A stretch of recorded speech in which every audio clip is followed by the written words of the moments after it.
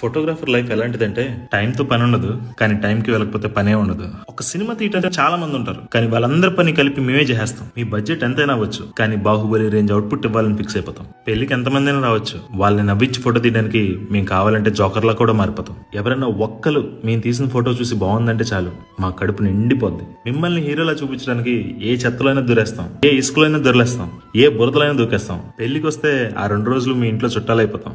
వీడిగా ఇంట్లో ఫోటోగ్రాఫర్ చాలా ఎక్కువ తీసుకుంటాడు అనుకుంటారేమో.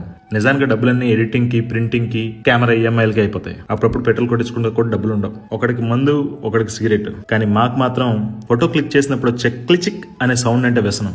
అది వినకపోతే మాకు సరిగ్గా నిద్ర పట్టదు. మా ఇంట్లో ఫంక్షన్ ఉన్నా వదిలేసి మీ ఇంటికి వచ్చి ఫోటోస్ తీస్తాం. అయినా కానీ మా జీవితంలో ఉండేవి ఈఎంఐలు, అవమానాలు, కనపడిన కన్నీళ్లు. ఇన్స్టాలో చాలా మందికి లైఫ్ ఇచ్చిన మీరు మాలా కష్టపడే వాళ్ళకు కూడా సపోర్ట్ చేస్తారని నమ్ముతూ ఒక చిన్న ఫోటోగ్రాఫర్.